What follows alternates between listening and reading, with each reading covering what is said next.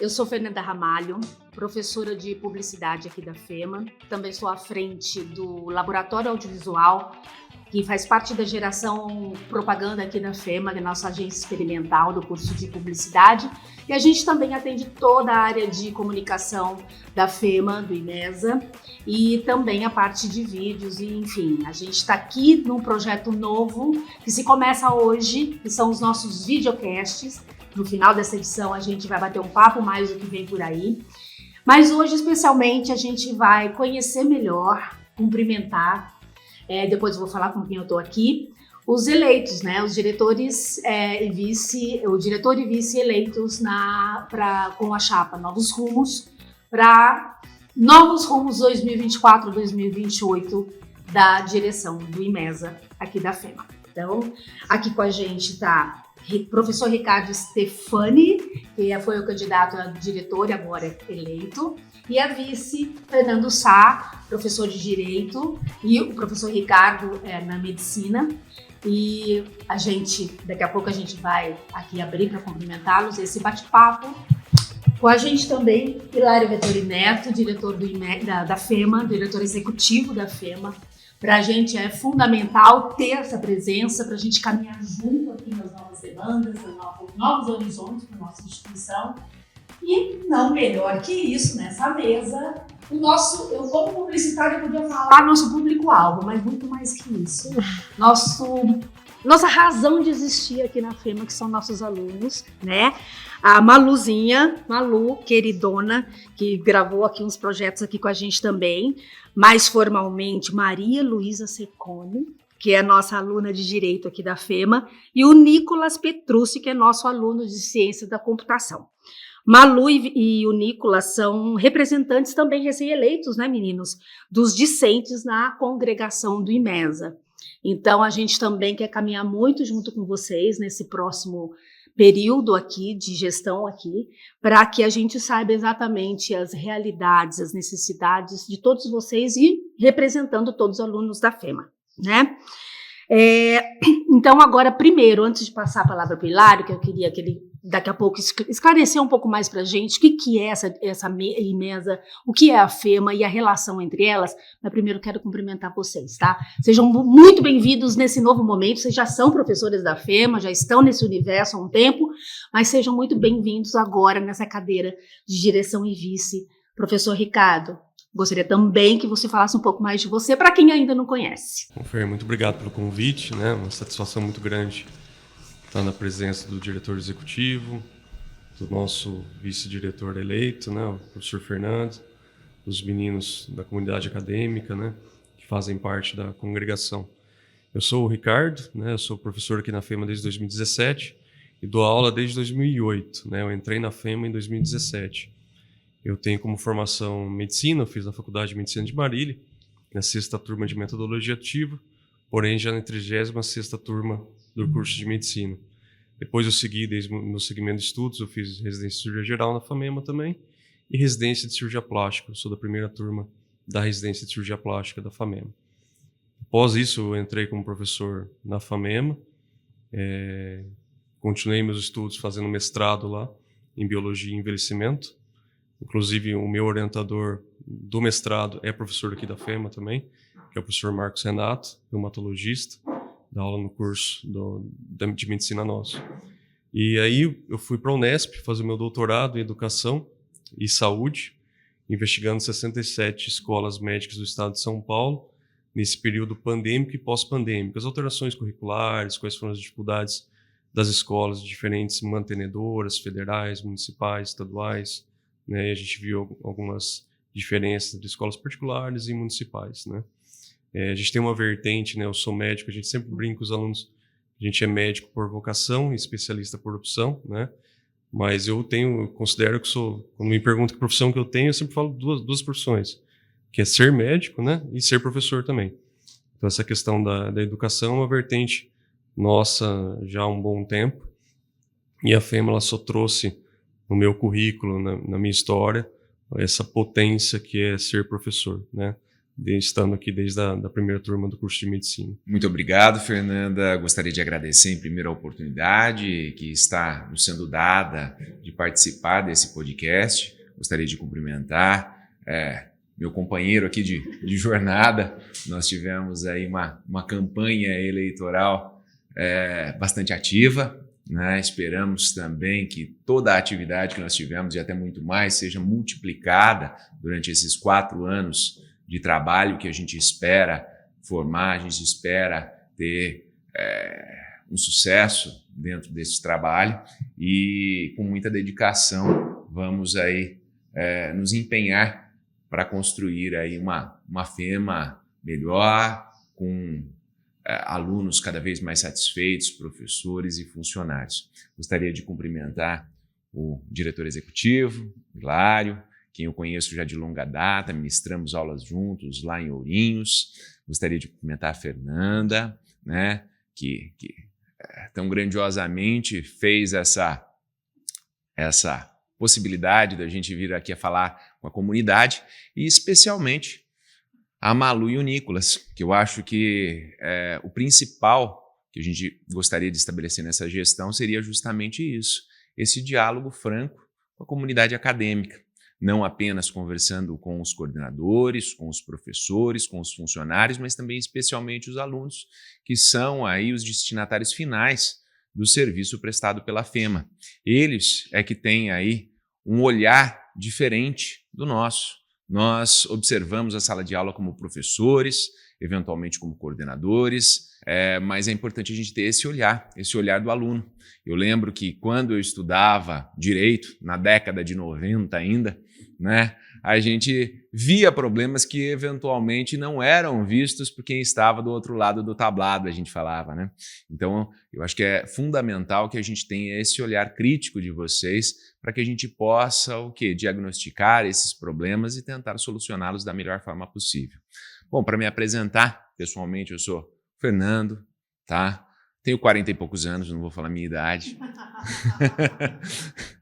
Sou casado com a Silvia, sou pai da Luísa e do Gustavo, sou advogado há mais de 20 anos, sou professor universitário desde o ano de 2007, ingressei aqui na FEMA no ano de 2010 e estou como professor no curso de Direito, no curso de Administração e no curso de Ciências Contábeis. Ciências Contábeis, aliás, eu também estou me graduando em Ciências Contábeis, estou no 2º ano de Ciências Contábeis, estou me arriscando também uma nova profissão daqui a 2 anos, quando formado.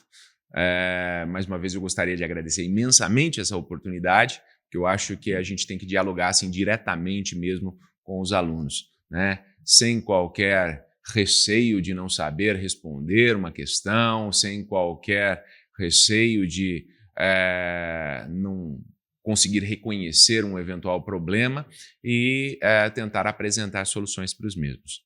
Muito obrigado. E aqui compartilhando comigo esse microfone, Hilário. Seja muito bem-vindo. Eu quero muito que você cumprimente também. Fale um pouquinho de você, quem não conhece ainda. Eu não conheço tanto, eu acabei de chegar na FEMA também. Faz 3 meses que eu estou aqui. Então é uma oportunidade de eu te conhecer melhor também. Tá, joia. Deixa eu usar esse aqui que fica mais fácil.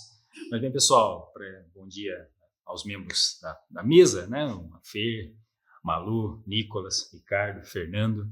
É um prazer estar com vocês e eu preciso me conter um pouco, porque hoje o ambiente já é um pouquinho mais natural de um bate-papo um pouco mais formal, porque o tema que nos une aqui hoje é um tema que tem a ver com as cúpulas administrativas da instituição, né?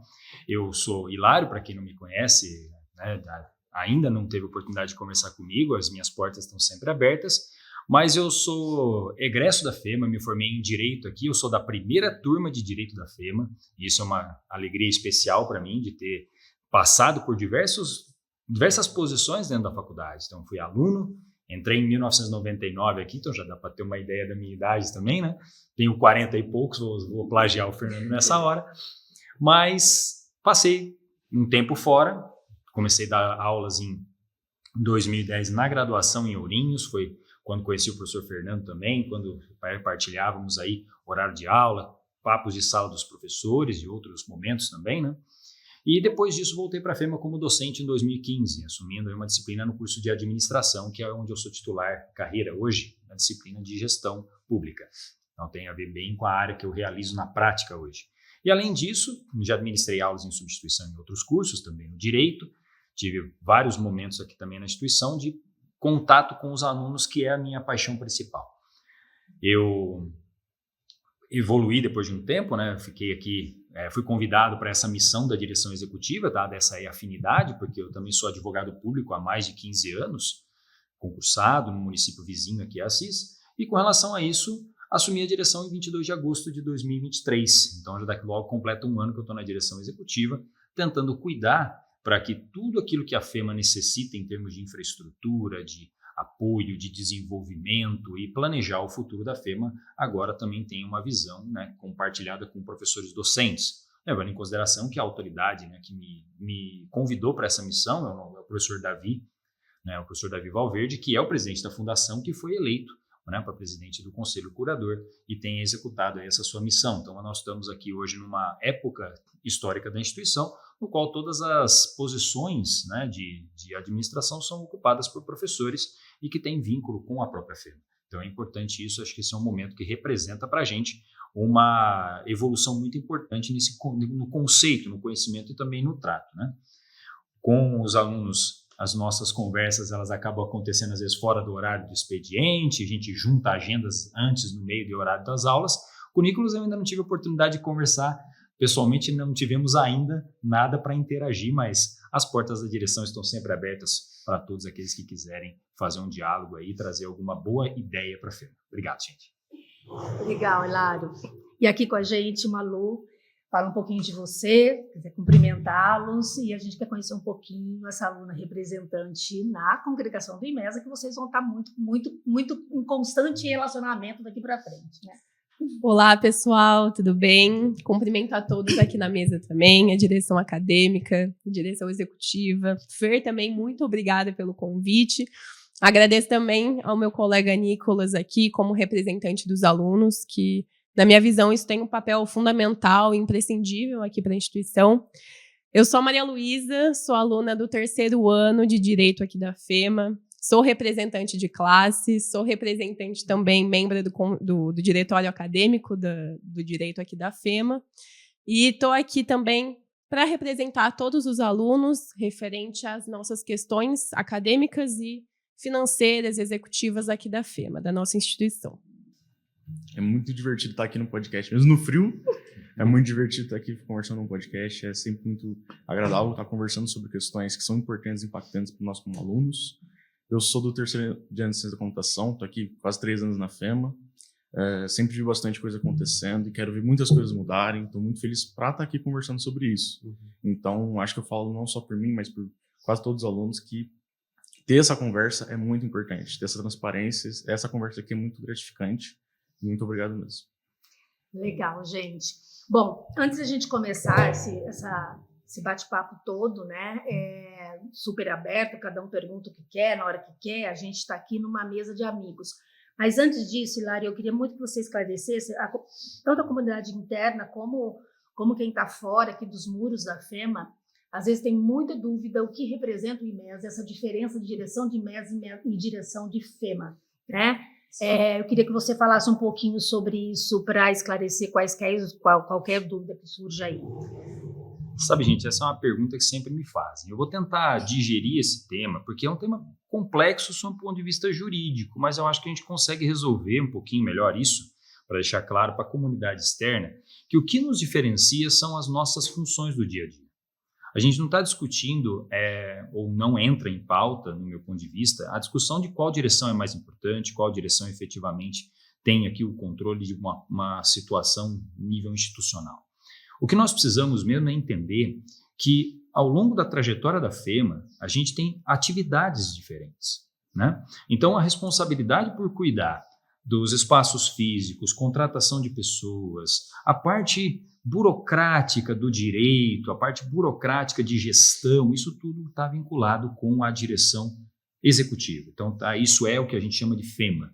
A FEMA é a mantenedora, é a que mantém todos os espaços, esses que a gente está utilizando aqui, inclusive, né? E por que a gente divide essas atribuições?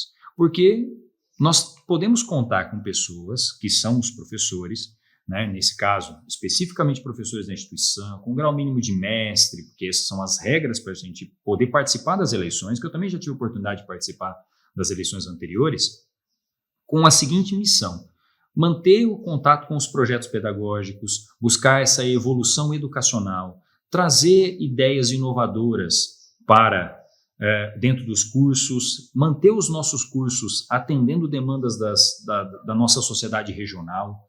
É claro que a gente vai fazer, obviamente, né, as direções acadêmicas, a direção e vice-direção acadêmica fazem esse contato com órgãos também de controle, porque, afinal, a gente tem ali o contato com o Conselho Estadual de Educação, que nos exige adotar algumas providências ou não, que são normativas estaduais ou, às vezes, replicando normativas federais. Mas isso é tudo visando o quê? A conexão dos alunos e do projeto pedagógico dos cursos. O que a gente quer formar? Quais são os tipos de profissionais? Esses vão ser realizados pela outra direção. Então, a minha direção executiva hoje, ela está realmente conectada com a questão burocrática, que cuida do dia a dia da FEMA, que cuida de controle de ponto, que cuida da responsabilidade dos servidores, das posições dos servidores que vão apoiar tudo isso, do horário de funcionamento da instituição, como que a gente vai receber os pedidos, os protocolos, os processos do dia a dia.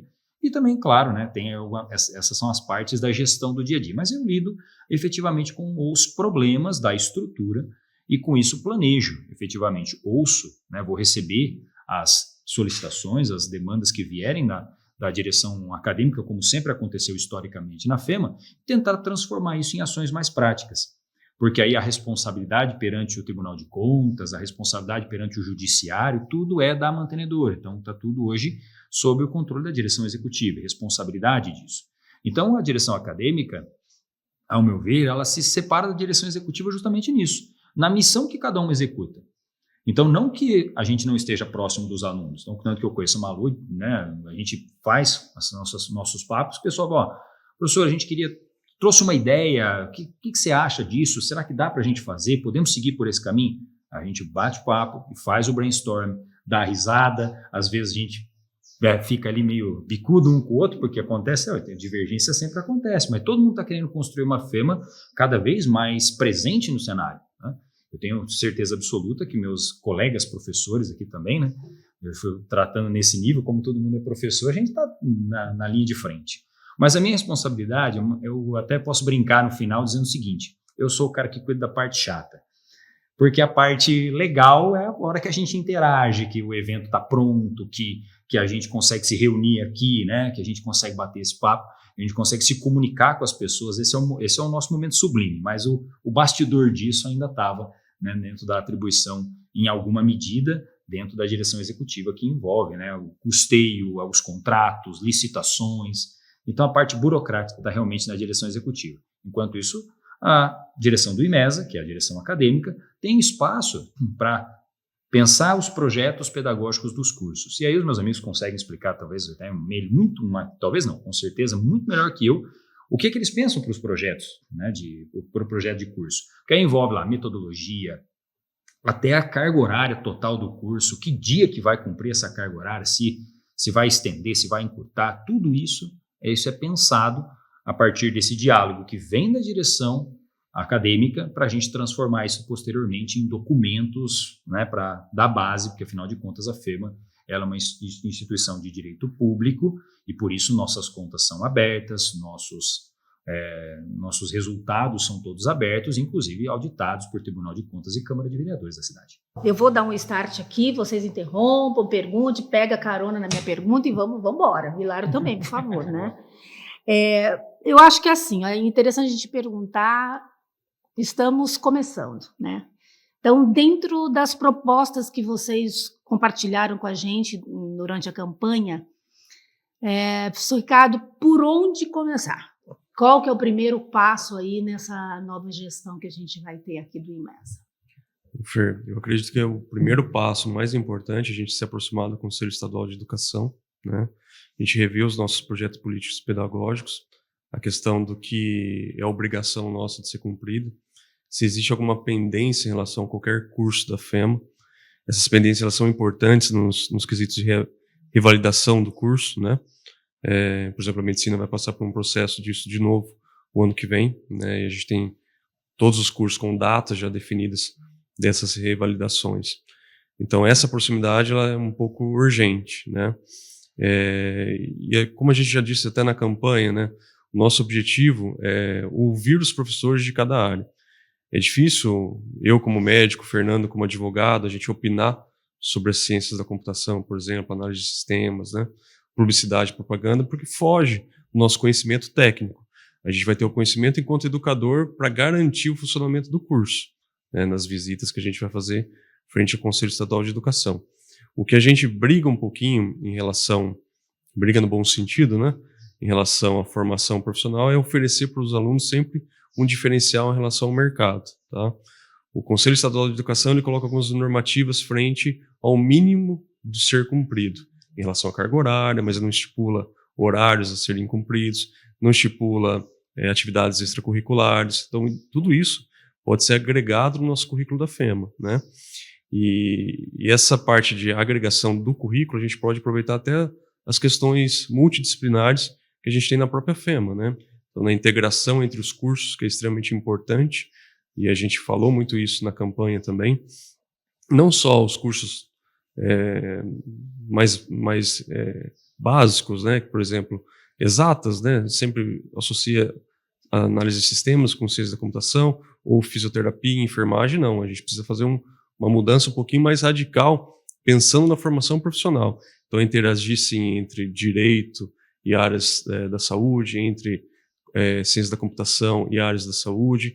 Hoje é difícil a gente formar um profissional liberal, que a gente forma grandes profissionais liberais aqui que atuam, e até voltaram como professores na FEMA, mas sem ensinar, por exemplo, o que é uma inteligência artificial, sem ensinar o que é um certificado digital, como que a gente requer um certificado digital, se isso de fato, um prontuário, por exemplo, é seguro ou não, quais tipos de prontuários e ferramentas que a gente tem.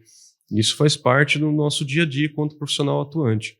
E um diferencial que a gente vê, né, eu, o Fernando, o Hilário também, é que a gente ainda atua nas nossas profissões. E a gente vai continuar atuando também como professor, né?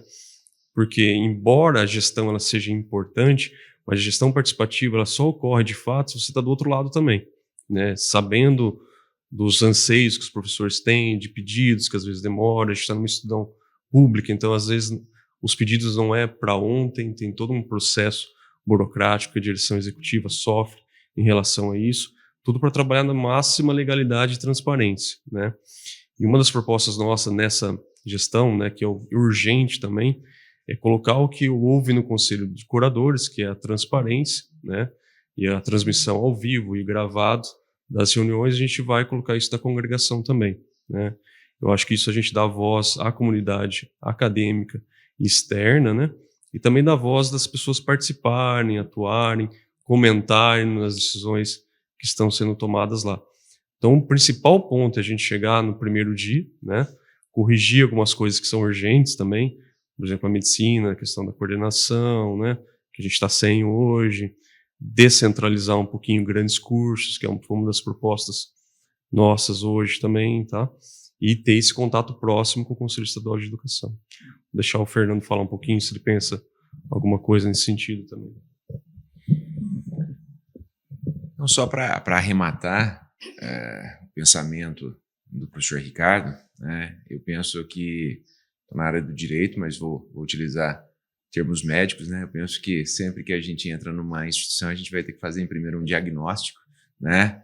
Para que a gente possa fazer esse diagnóstico, eu acho que a gente tem que resgatar algo que, pelo menos eu vi ano passado aqui na FEMA, mas nos últimos anos talvez tenha se mitigado, talvez quiçá pelas questões até da pandemia, etc., mas da gente fazer reuniões entre a direção e os professores e ouvir cada demanda relativa aos seus cursos.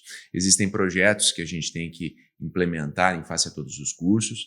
Eu ouço isso desde a época em que eu saí da coordenação do curso de Direito, lá no ano de 2022.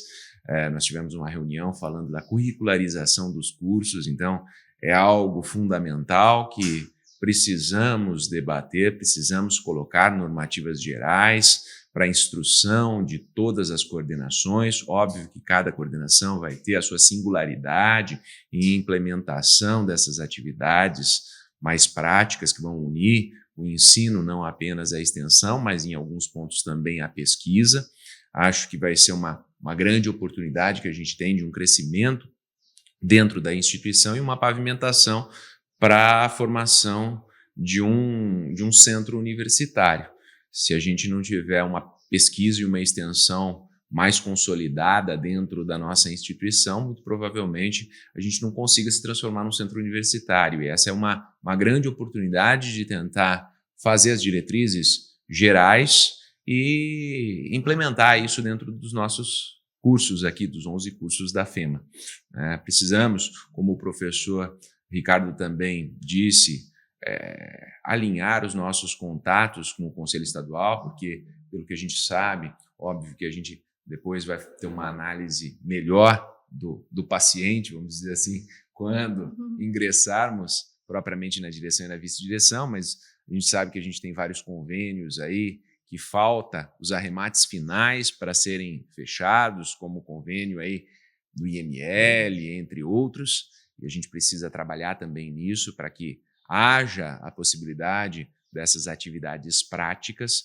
Eu acho que, enfim, né, esse primeiro ano vai ser um primeiro ano de trabalho nesses sentidos. Nós temos aí recredenciamento da análise de sistemas, recredenciamento do curso de Direito, recredenciamento do IMESA, vencendo tudo esse ano, e nós vamos ter que o quê? Que trabalhar em tudo isso e alinhavar essas diretrizes gerais e diagnósticos de problemas mais concretos em cada um dos cursos. Nós já fizemos uma parte desse trabalho na nossa proposta, nós ouvimos parte dos professores de cada curso para produzir a nossa proposta, mas, como a gente disse sempre, a gente quer um olhar omnipresente. A gente ouviu parte dos professores, a gente gostaria de ouvir os demais professores, a gente gostaria de ouvir os alunos a respeito desses problemas para que a gente pudesse o quê?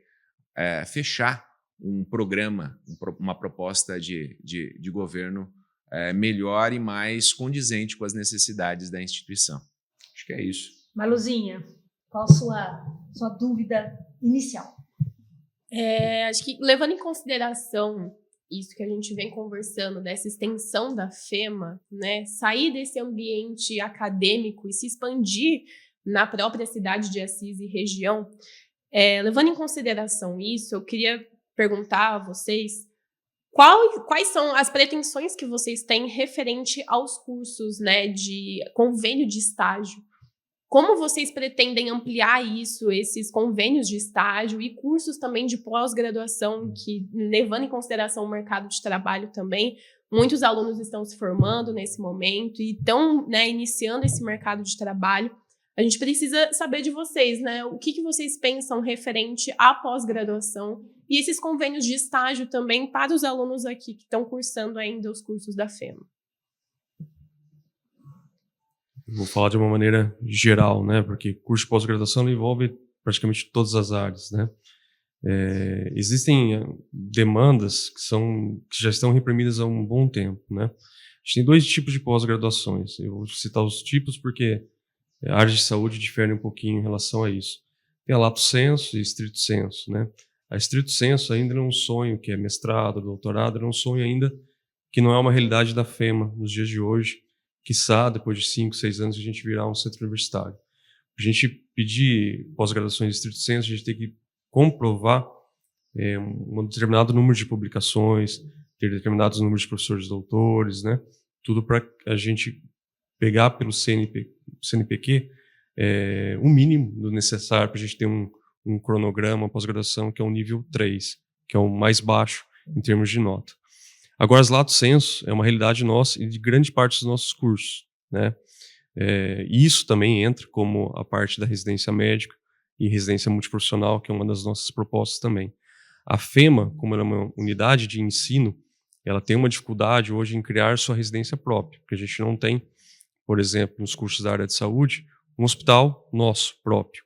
mas é extremamente possível a gente fazer parcerias com hospitais para enviar, né, e fazer uma parceria, por exemplo, FEMA, Santa Casa de Assis, FEMA, Hospital Regional de Assis, né? Isso é uma realidade que já é possível, nossos alunos já estão lá. As questões de convênios, ela sempre é importante a gente imaginar que a gente dá sustentação acadêmica, da necessidade disso, e os convênios são firmados FEMA, instituição, né? Não tem como o IMESA, instituição acadêmica, firmar esse convênio e responder pela FEMA. Isso é um conceito importante, né, a diferenciação que o professor Hilário até colocou no início da fala dele. Então, esse casamento entre IMESA e FEMA é importante nesse sentido para estabelecer os convênios. Junto a isso, por exemplo, cursos de direito, né, a gente vai ter pós-graduações, né, a gente pensou em trabalhistas, questões de fórum, questões de direito médico, que é algo que está em voga, e existe uma demanda dos profissionais, tanto para quem vai se defender, quanto os profissionais de área de saúde, quanto também para os advogados que vão atuar nesse quesito, né?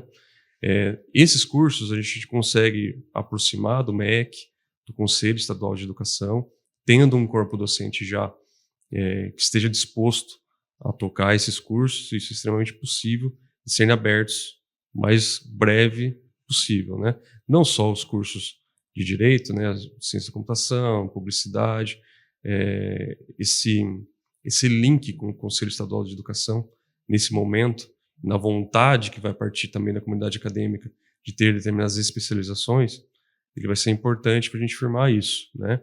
E, obviamente, existem cursos que a gente ainda não tem um profissional para tocar o curso de pós-graduação. E aí a gente vai ter que fazer um convencimento, né, de ter uma contratação nesse sentido, tá? E por que os convênios eles são importantes? Eles estimulam alunos de graduação a ver as diferentes áreas, as diferentes possibilidades de atuação do pós-graduação, né? Assim que ele forma, por exemplo. As viagens para Brasília, por exemplo, no curso de Direito, a proximidade com o fórum, né? A gente precisa entender que existe uma realidade muito aquém da FEMA, né? Muito longe da FEMA. E é importante a gente trazer isso também, essa realidade, para os alunos da FEMA, né? A gente tem, por exemplo, na área da saúde, né, os hospitais o Regional de Assis, a Santa Casa, que já são uma realidade nossa, mas a gente também precisa trazer um olhar de pessoas que usam um projeto político-pedagógico próximo ao nosso, mas de outras regiões, como o Unesp, por exemplo, né? Então, eu te diria que isso é complexo, né? Mas que pós-graduações lato sensu já pode ser uma realidade nossa, né? Então, sentando, vendo os projetos político-pedagógicos dos cursos de graduação, vendo as necessidades que os alunos têm na saída de mercado de trabalho, aí, regulando o curso de graduação, o próximo passo, com certeza, e é uma das coisas que a gente bateu em cima da campanha também, é trazer essa segurança de mercado de trabalho para o aluno, né? Porque é muito bom quando o aluno ele presta um vestibular sabendo que ele pode continuar na instituição, né? Sabendo que ele pode se especializar, tudo isso. E mais ainda, se especializando, atuando no mercado de trabalho, voltar na FEMA para dar aula, que isso é o nosso desejo também. Tá?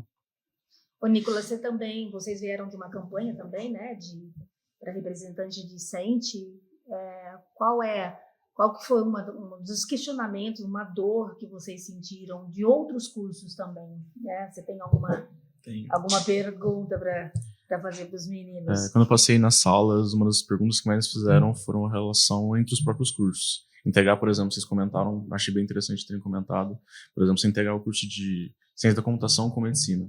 Como é que vai existir essa conexão? Como é que ela vai ser feita? Como é que ela vai ser integrada?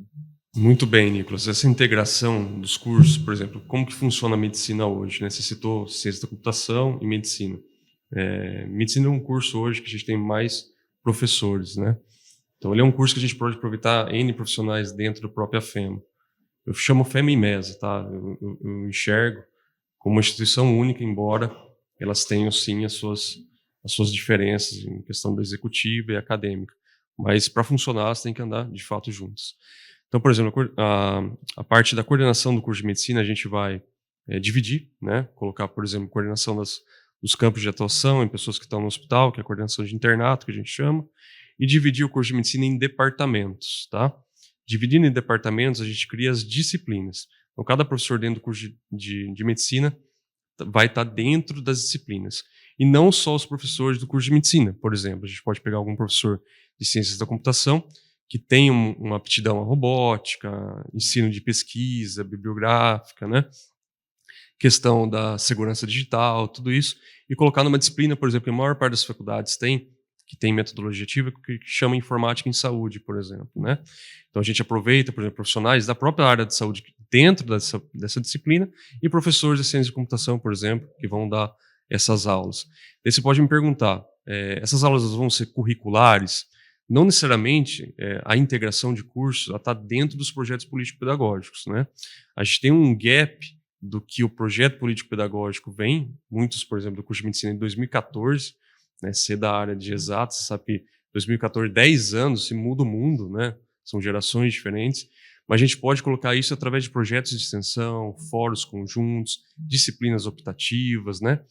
Abrindo também disciplinas optativas, por exemplo, que são básicas, que a gente fala para qualquer formação enquanto ser humano, né? O direito ensina muita gente a questão da cidadania, mas, por exemplo, primeiros socorros é algo que a gente tem que ensinar para todo e qualquer ser humano, né? Porque, eventualmente, a gente pode estar necessitado desses primeiros socorros, por exemplo, né? Como projetos de extensão, né?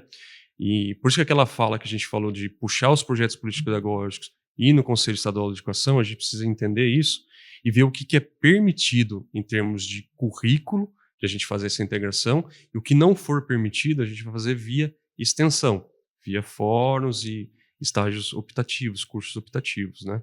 Então essa é uma forma que a gente vê de integração, tá? Não só, eu vou aproveitar a sua pergunta, né? Por exemplo, um curso de administração de empresas, pode ensinar, a gente estava até comentando antes do podcast Café, por exemplo, administração de carreira, gestão de carreira, publicidade e propaganda, marketing do profissional liberal, marketing do advogado, marketing do médico, né? É difícil a gente imaginar um profissional hoje que sai no mercado sem ter um mínimo de conhecimento tributário, né? Isso é fácil para quem faz direito, administração de empresas, mas para o profissional da área de saúde, por exemplo, ele desconhece totalmente. E vai ser uma dificuldade quanto ele, a hora que ele estiver no consultório dele, na clínica ou trabalhando no SUS mesmo, de entender essa parte administrativa, né? Eu queria fazer uma pergunta agora, referente à parte estrutural e financeira, para o nosso diretor executivo. Estrutural financeira. Não pode, porque custa caro. É algo que a gente já vem conversando há muito tempo com o Hilário, principalmente o curso de Direito, como diretório acadêmico.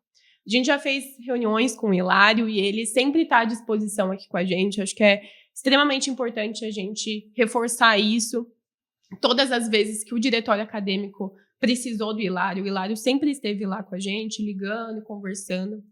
E trazendo para isso também, uma das nossas pautas que a gente conversou com ele foi a respeito da estrutura da FEMA. Muitos alunos, eles chegam à demanda, né, para a gente, referente à estrutura, à iluminação, a reformas. Na prática, né, até chegar uma iluminação aqui na FEMA, ela demanda de um projeto anterior. Então, eu queria que você explicasse isso e deixasse isso muito claro aos alunos que estão assistindo, se necessita desse planejamento anterior de professores e coordenadores referente à estrutura da FEMA e como essa iluminação, como essa reforma, a estrutura da FEMA, como ela pode ser modificada, né, que chegue na parte prática, o que precisa disso anteriormente, né, até chegar nesse ponto final. Malu, você me deu uma oportunidade de conversar sobre um assunto que é um pouco pesado, mas ainda assim eu vou tentar ficar um pouco longe da parte técnica e vamos tentar trabalhar com prazos, para a gente entender um pouquinho como é que funciona. Uma das coisas que a gente é sempre cobrado é por planejamento. E o que significa planejar? Mês que vem eu quero, isso não é planejar. Dentro da estrutura pública. Eu sinto dizer isso, porque mês que vem, semestre que vem, é ainda assim muito pouco provável que a gente consiga fazer. Não é porque o processo é moroso, porque tem por trás disso uma questão legal envolvida. A gente começa todo ano perto do mês de junho, julho, porque a gente tem que terminar isso até o mês de agosto, a proposta orçamentária para o ano que vem, para encaminhar isso para o legislativo, para isso ser aprovado e virar uma lei. Então a gente tem que seguir essa lei, uma lei é para seguir. Então, para eu poder planejar algo em termos de estrutura, eu já estou marcando agenda para 2025. levando em consideração que estamos gravando isso em 2024. Esse vídeo pode se tornar perpétuo nas nossas redes sociais. Então, o que acaba acontecendo? Não que tudo deva levar tanto tempo assim. É que hoje a gente sente na FEMA uma sensação de que há muito tempo não há investimentos e melhoras nos espaços. E, de fato, eu pude constatar que há, sim, um período mais longo do que eu imaginaria, sem que tivesse ocorrido os investimentos para solucionar problemas de interesse dos alunos, né? Então, a gente tem investimentos em diversos blocos para serem realizados, alguns com pequenas ações, outros com ações maiores. Então, a FEMA construiu espaços novos nos últimos anos, e isso acabou deixando um pouco de lado a manutenção e a reforma de alguns espaços. Então, de agosto de 2023 para cá, a nossa missão é fazer o quê? A gente já levantou uma grande quantidade de demandas, né? A gente até conversou pessoalmente sobre algumas, para poder fazer o quê? Inserir isso no planejamento para executar. E diversas delas, como por exemplo uma reforma num bloco, só podem acontecer nos períodos de recesso escolar. Não conseguimos, por exemplo, reformar um banheiro enquanto estão acontecendo as aulas, exceto se isso for algo absolutamente emergencial, mas aí a situação é caótica de um jeito um pouco diferente, não que hoje esteja, né, tudo funcionando perfeitamente. Então a mantenedora já se organizou e estamos contratando profissionais para poder fazer ações que não signifiquem apenas um paliativo para esses problemas, e sim uma solução duradoura e representando uma evolução nesses espaços, entende? Então, diversos espaços da FEMA precisam evoluir um pouco mais, porque como foram construídos alguns dos nossos prédios históricos aqui, bloco 1, bloco 2, eles são da década de 80, né? 1985, 86, salvo engano, né? Nessa área, e entre 85 e 88, os nossos prédios antigos. Eu, como sou da primeira turma, eu sou de antes da construção do bloco 10. E o bloco 10 ele tem estruturas que foram montadas quando eu era aluno e são exatamente as mesmas até hoje. Então a gente tem espaço para evoluir, espaço para agregar novidades e, claro, né, melhorar a qualidade da prestação do serviço. Enfim, a FEMA hoje tem se programado para isso. Vai dar para fazer alguma coisa para o mês que vem? Infelizmente, eu posso antecipar que em um prazo tão curto não é possível preparar um projeto, porque a gente vai precisar executar isso no nosso período mais longo, que é o de férias, então estamos nos preparando para ações mais evolutivas, mais insistentes para o final do ano, na época que a gente termina o calendário escolar, temos ali praticamente 2 meses e alguma coisa de trabalho para fazer alguma modificação um pouco mais assim, presente, um pouco mais visível na estrutura. Então, toda vez que a gente fala de planejamento, a gente precisa de tempo, porque para eu poder efetuar uma despesa, eu preciso pedir 1 ano antes uma autorização para o legislativo para dizer, nós vamos investir X reais nessa área, reforma estrutural ou na construção de espaços, investimento em compra de equipamentos. Então, esse planejamento é algo que hoje estamos já com uma equipe que está, de acordo com a lei de licitações, vou deixar a parte técnica, né, legal por fora, está trabalhando na orientação disso. Vamos nos preparar para o ano que vem, vamos nos preparar para isso, vamos nos preparar para... Mas é claro que o planejamento está conectado só com insumos e contratações de serviços para o ano que vem.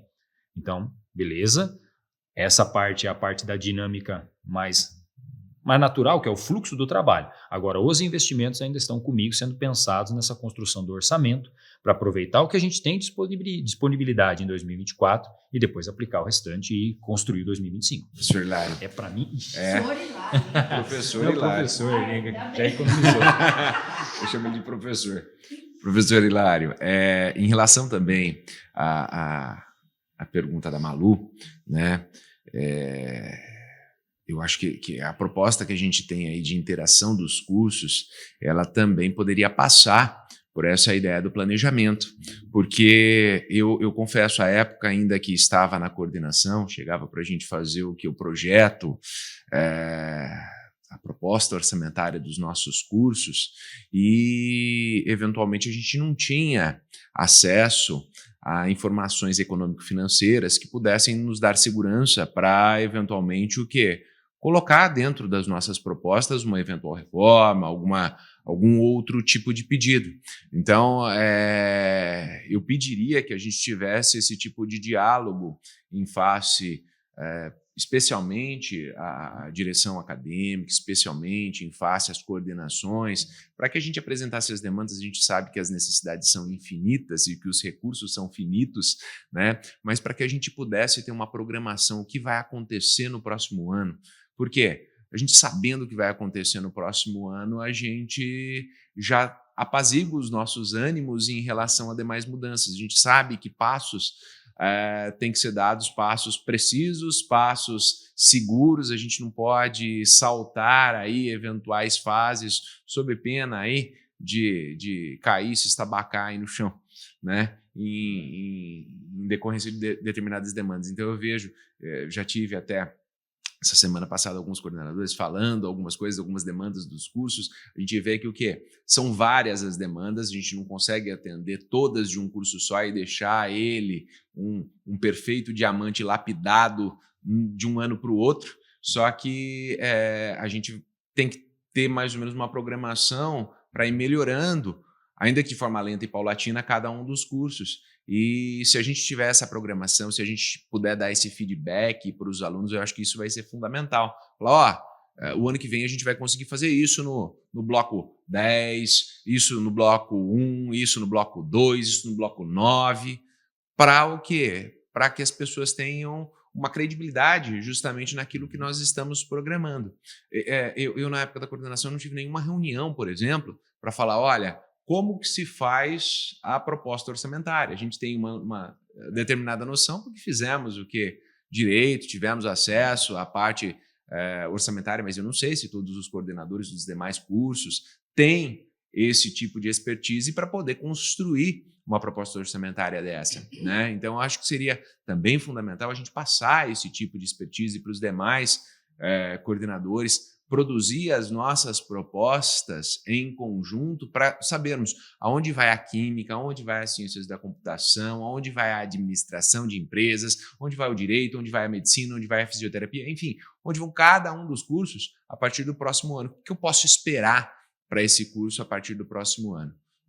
Professor, sem contar que a gente estava conversando isso, né, Ricardo, sim. no bastidor, que o coordenador ele tem outras milhões de demandas. Então, essa demanda mais burocrática não é fácil para um coordenador. Além de coordenador, ele dá aula, além ele tem uma vida pessoal, né, e ele tem outro emprego, muitas vezes, em outros períodos, né, e organizar estruturalmente o conteúdo didático do curso, né, são as semanas científicas e tudo mais. A burocrática é a mais difícil. E é uma profissão que a gente comenta muito, que é diferente do corporativo dentro da academia, que você não tem um assistente, né? Você não tem um secretário, são cargos que te dão esse suporte, como é no ambiente corporativo, mas sim desempenha uma função que é de um ambiente de um corporativo, de uma empresa. Então, isso é muito delicado, essa posição do coordenador, né? E precisa dessa rapidez, dessa parceria de Mesa-FEMA, direção executiva e acadêmica, justamente para dar esse suporte para a coordenação, que não é nada fácil, né?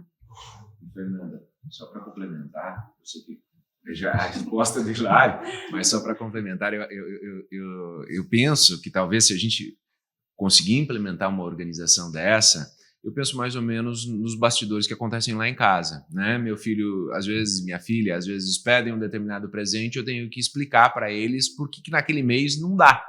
Agora, se eu tenho uma explicação com dados concretos, eles o quê? Eles normalmente entendem e conseguem esperar. O problema é se a gente pura e simplesmente tem um não sem o quê? As justificativas, sem as conotações, sem a especificação das razões pelas quais eventualmente a gente vai ter que postergar determinados projetos, né? E aquilo que a gente pode o quê? Entregar dentro daquele período, né? Essa questão financeira, vou tentar de novo não ser legalista, porque a questão fica difícil da gente conversar nesse nível, né? Mas, pessoal, olhem só. O que a gente está trazendo para a FEMA agora em termos de gestão é uma ferramenta de criação de orçamento, que eu vou chamar de orçamento de base zero aqui, porque isso é uma coisa que eu aprendi fora e estou trazendo para cá. Que é um tipo de construção no qual a gente apresenta todos os nossos desejos Então, todos os nossos desejos, então essa expressão é importante. A gente traz todas as demandas que a gente tem interesse de fazer, mas aí a gente tenta quantificar um pouco melhor quanto que isso custaria. Mas eu não faço ideia de quanto custaria uma reforma de um espaço. Mas aí eu tenho pessoas dentro da estrutura da mantenedora que podem, com a experiência que eles têm, auxiliar nessa estimativa. Então, com isso nós vamos coletar de todas as áreas, todos os coordenadores, que vão poder conversar com seus professores, falar assim, o que nós temos como algo importante? Nós queremos adquirir novos equipamentos, reformar o prédio em tal lugar, reformar esse banheiro e renovar a pintura do prédio, etc. Então, a gente vai trazer isso em termos do nível de desejo. Depois, a direção executiva receberá todas essas solicitações, transformará isso num grau de prioridade. Então, eu vou separar ali os projetos que são, por exemplo, institucionais, porque a depender de como vai ser feito, uma iluminação na área externa, isso é institucional. Então, eu vou pegar todas as áreas e fazer isso, falar, esse projeto não é do curso nem disso, será realizado no nível institucional. Esse desejo de reforma dessa área, a gente estima que vai custar, sei lá, R$500 mil para fazer. Então, eu já vou somando esses valores de desejos por tipo de coisa. Então, por reforma, construção, porque dentro do orçamento isso é classificado de um jeito diferente. Material permanente é diferente de material de consumo, que é diferente de reforma, que é diferente. Então, investimento, manutenção são coisas diferentes. Então, o que for manutenção, eu vou separar e vou colocar o valor na área de manutenções. Depois de tudo isso, nós vamos voltar a conversar comigo já tendo a seguinte perspectiva. Pessoal, olha, da lista de desejos, nós temos aqui mais desejos do que temos condições de realizar. Nós podemos realizar até esse patamar de despesa, sem comprometer toda a nossa estrutura, porque a gente já tem compromissos, folha de pagamento, as despesas normais, e depois separamos aqui, nós podemos ir até esse nível de investimento. Então, nesse nível de investimento, vamos elencar aqui quais são as prioridades. Então, a prioridade é essa e essa. Então, nós vamos executar, nesse momento, essa. É um investimento que vai demorar 10 anos para precisar de alguma outra interação, então a gente tem um intervalo grande para poder realizar os demais e fazer aquilo lá. A vantagem nossa é que a FEMA tem uma quantidade de recursos que ela conseguiu economizar ao longo dos últimos anos, o que nos permite pensar em alguns investimentos um pouco mais de valor mais elevado agora para o próximo ciclo já. Alguns vão acontecer em 2024 ainda, mas outros para o próximo ciclo já vão acontecer, já vão ser mais visíveis. Então, a gente pode chamar isso de um orçamento de participação. Claro que eu não fui técnico aqui de propósito, mas a gente constrói todas as despesas sem que ainda vocês tenham conhecimento do quanto que é que a gente tem de recurso, que eu só vou apresentar isso no final, para que não haja ali uma sensação de eu não posso colocar isso porque não vai encaixar no orçamento, na verba que a gente vai ter disponível. Não, para que a lista de desejos ela seja o mais livre possível. E aí depois a gente faz um filtro em pelo menos 2 etapas aqui, né? Então nós vamos já começar a fazer. Eu passei dias atrás umas instruções para o pessoal da contabilidade e administrativa, as primeiras instruções para começar a fazer esse diálogo, e agora tão logo se consolidem as posições das direções, a gente passa todo esse detalhe de como a gente vai proceder para replicar isso para coordenadores e coordenadores para os professores. Eu sempre costumo perguntar ao pessoal assim, mas qual que é o seu desejo? A pessoa, historicamente, vem chegando para mim e diz assim, essa ideia... Não, calma, qual é o seu desejo? Porque aí uma das minhas missões é também fazer uma certa ginástica para poder realizar os desejos que representam os desejos dos alunos. Então, vou usar a Malu de exemplo mais uma vez, porque ela que conversa mais comigo, depois eu converso mais com o Nicolas também. A gente gostaria de fazer isso. Eu falei, então me conta tudo o que é que vocês estão pensando. Aí depois a gente acaba descobrindo que por várias vezes o desejo é possível de realizar. Porque às vezes não era tão difícil, mas tem vezes que não é. Então nesse caso a gente vai começar com essa participação mais geral e planejar o que eu vou apresentar o que é possível fazer em 2024 para já excluir isso da lista de desejos para 2025. A gente está caminhando para o final, temos que ser justo com os homens, por mais que a gente acaba empoderando essa mesa aqui, Malu, Nicolas, faz aí mais um desejo teu de perguntar algo que resolva os nossos problemas. Eu sou uma pessoa quieta, então...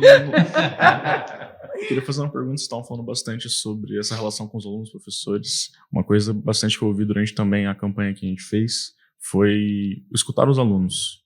como é que, não só para vocês, mas também para o Hilário, se também quiser ter uma palhinha de resposta, como é que vocês vão se integrar mais com os alunos? Como é que vocês vão ouvir mais os alunos? Porque nos 2 anos que eu passei aqui na FEMA, a gente foi muito pouco ouvido. A gente tinha muitas reclamações, chegava à coordenadoria, até às vezes a coordenadoria não tinha resposta ou não sabia como devolver para a gente. Então, tanto em questão de estrutura, quanto em questão disciplinar, quanto em questão de coisas até diferentes no curso, a gente tinha uma resposta meio vazia.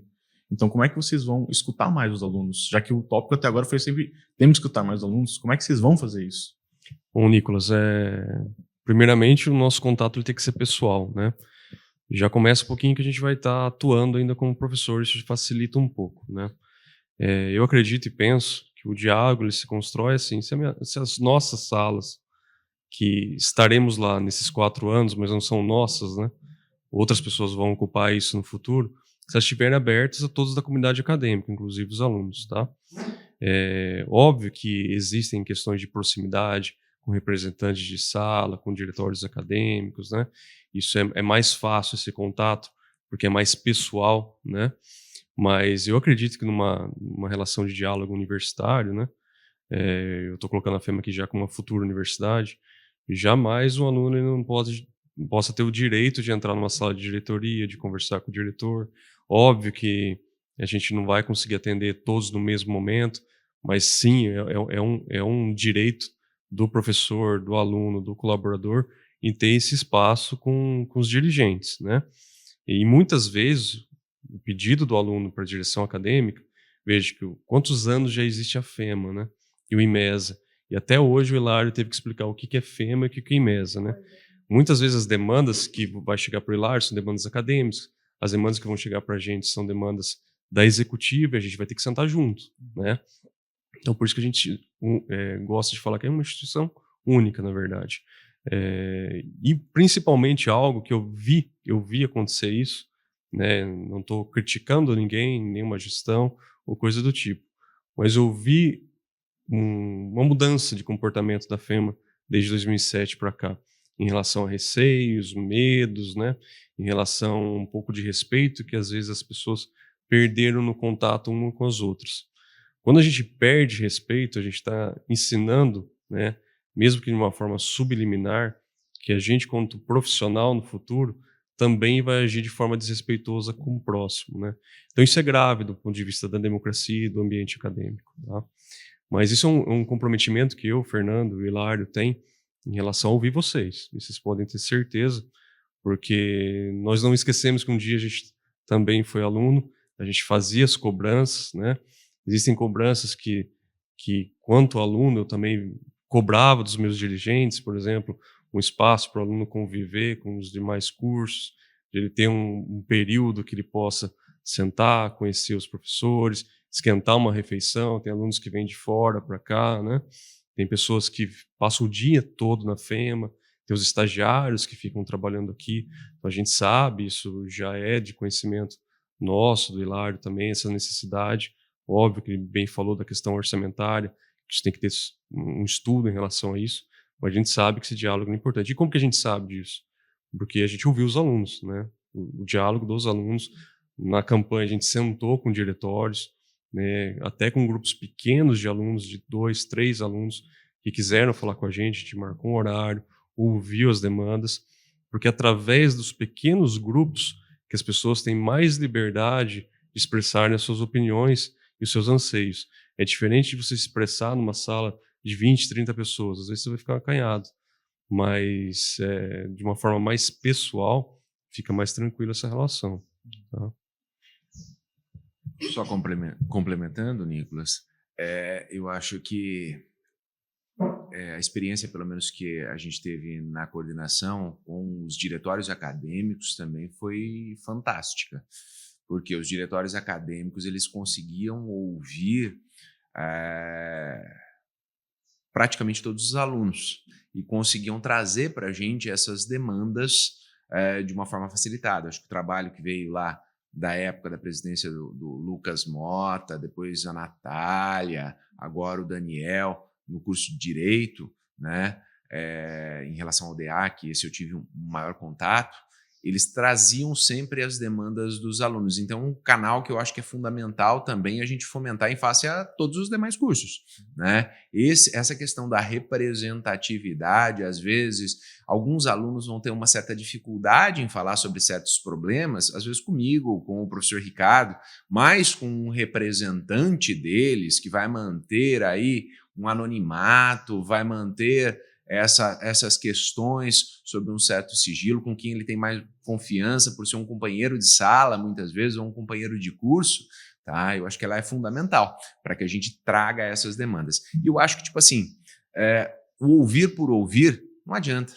A gente tem que ouvir e se colocar na pele do outro, né? Então, o nosso compromisso também no sentido de não te dar uma resposta, falar, isso não é a minha competência. Falar, isso é um problema da instituição, eu pertenço à instituição, então no que eu posso ajudar?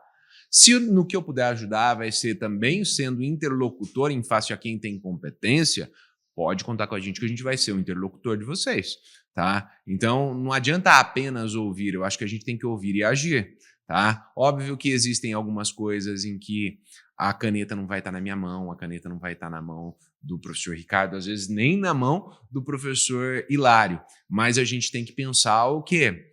Que se é um problema que está afetando os nossos alunos, os professores e os funcionários, né, a gente tem que tentar o quê? Lutar para solucionar esses problemas. Por quê? Empurrá-los adiante apenas vai fazer com que eles continuem a existir ou até pior, aumentem de tamanho, né? Então eu acho que é um sentido de compromisso em face com aquilo que nos vem a ser entregue.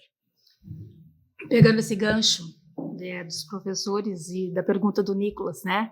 Eu acho que a premissa de tudo isso que a gente está falando é a comunicação, né? Até para encerrar, a gente ia começar com um videocast de meia hora, já passamos de 1 hora, e a Malu tem 12 perguntas ainda. Ela trouxe dúvida. Ela trouxe 12. Então, 3 rolaram. Então, para isso, a gente quer deixar muito aberta uma iniciativa que a gente vai seguir daqui para frente, né, Hilário? A gente conversou muito desde que eu cheguei aqui, desde que a gente começou esse ano com o Laboratório Audiovisual na Geração. A gente vai dar continuidade a um projeto que já existia, que era o FemaCast, né?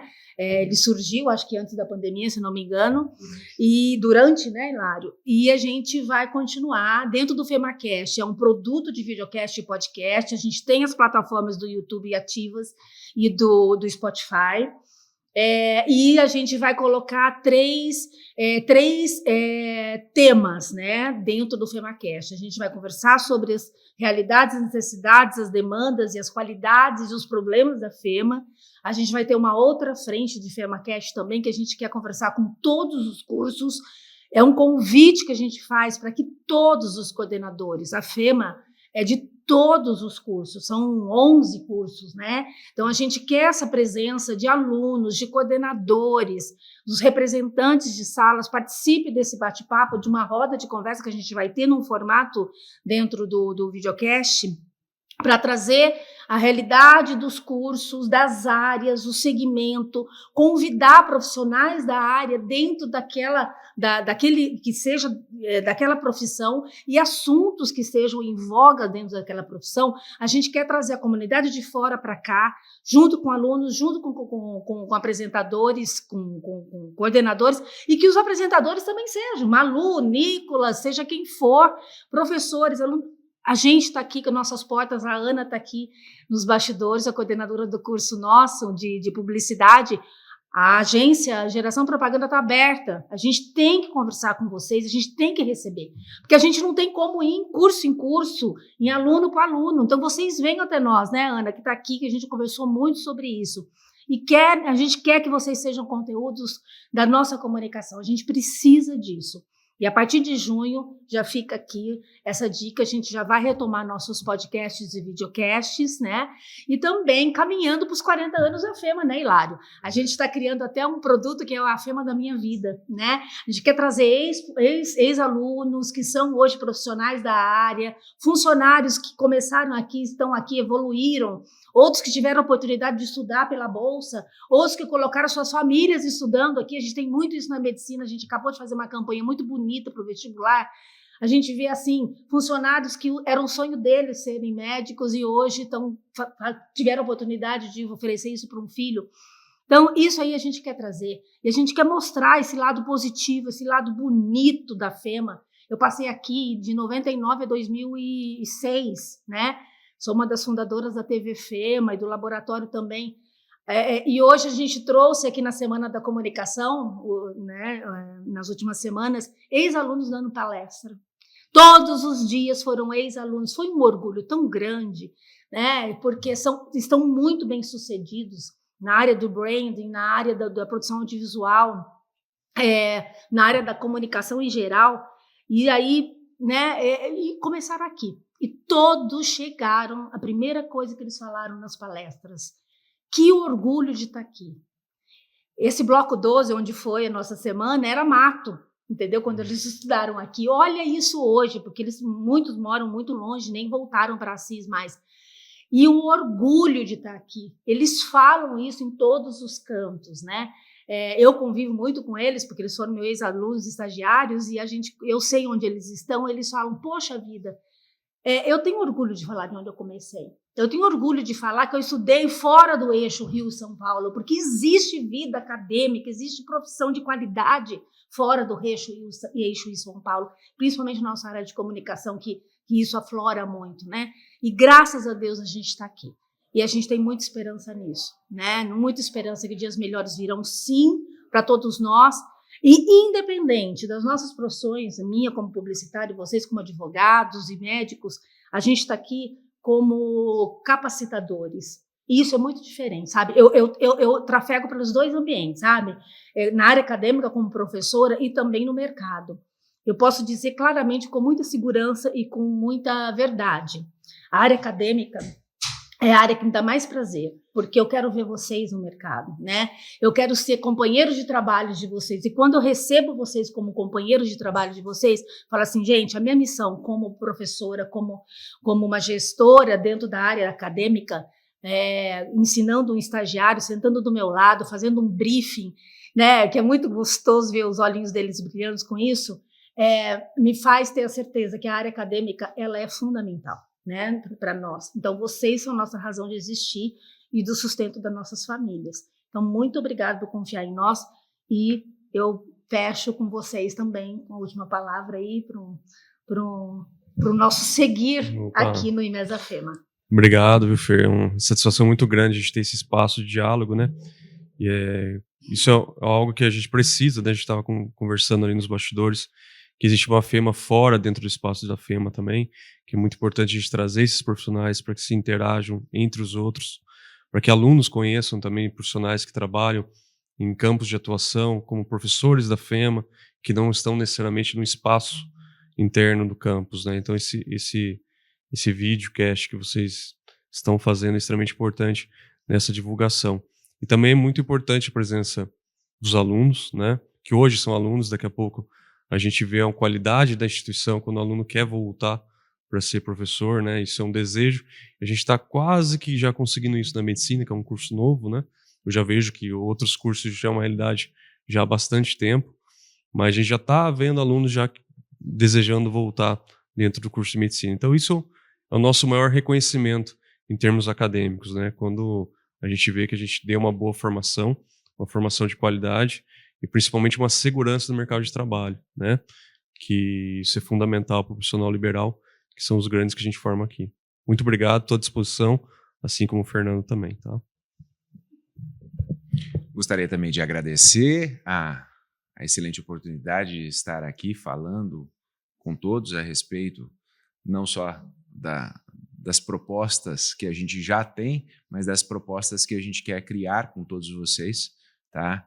e dizer brevemente que as salas, tanto da direção quanto da vice-direção, estarão abertas para vocês, não só para possíveis reclamações, não só para possíveis demandas, mas para um bate-papo também, tá? Assim que vocês quiserem, que vocês precisarem conversar conosco, a gente quer sempre o quê? Tê-los ao nosso lado, porque a construção só se faz com união, a construção só se faz em grupo.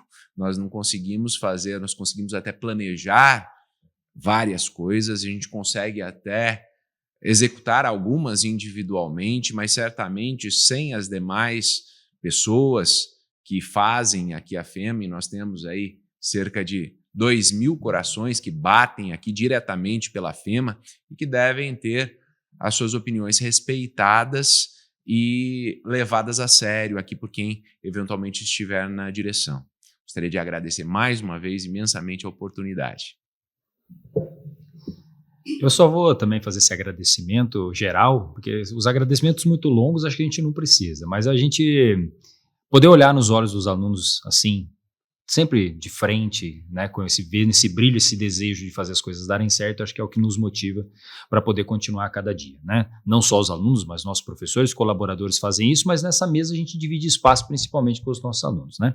Mas e também quem nos assistiu até hoje, posso fazer aquela brincadeira dispara o like aí para quem segue a FEMA, pode? Não pode? Pode, então, se você que acompanhou esse podcast hoje tem interesse em acompanhar mais coisas sobre a FEMA, dispara o like nesse vídeo, compartilhe com seus amigos e nos siga nas nossas redes sociais, YouTube e principalmente o Instagram. Você vai ter notícias quentes da FEMA sempre que possível e também poder acompanhar a evolução dos nossos trabalhos a partir de agora.